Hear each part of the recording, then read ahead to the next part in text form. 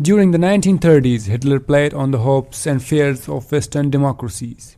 Each time the Nazi dictator grabbed new territory, he would declare an end to his demands.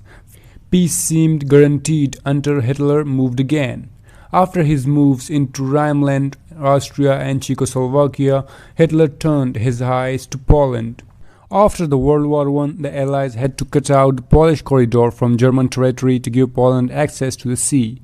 In 1939, Hitler demanded that the Polish corridor must be returned to Germany. At this point, Soviet dictator Joseph Stalin signed a 10-year non-aggression pact with Hitler. After being excluded from the Munich conference, Stalin was not eager to join the West. Also, Hitler has promised him the territory. In a secret pact, Germany and Soviet Union agreed to divide Poland between them. They also agreed that USSR could take over Finland and the Baltic countries of Lithuania, Latvia and Estonia. After signing this non-aggression pact, Hitler moved quickly ahead with his plan to conquer Poland. His surprise attack took place at dawn on September 1, 1939.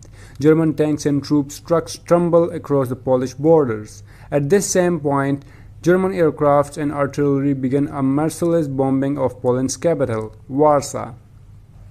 France and Great Britain declared war on Germany on September 3rd, but Poland fell some time before those nations could make any military responses. After his victory, Hitler annexed the western half of Poland. That region had a large German population.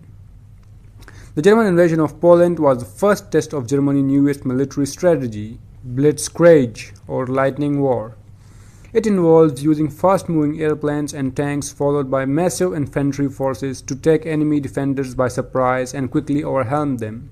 In case of Poland, the strategy worked. On September 17, Stalin sent Soviet troops to occupy the eastern half of Poland. Stalin then moved to annex countries to the north of Poland. Lithuania, Latvia and Estonia fell without a struggle. But Finland resisted. In November, Stalin sent nearly 1 million Soviet troops into the Finland. The Soviets expected to win a quick victory, so they were not prepared for winter fighting. This was a crucial mistake. The Finlands were outnumbered and outgunned, but they fiercely defended their country in the freezing winter. Soldiers on skies swiftly attacked Soviet positions. In contrast, Soviets struggled to make progress through the deep snow.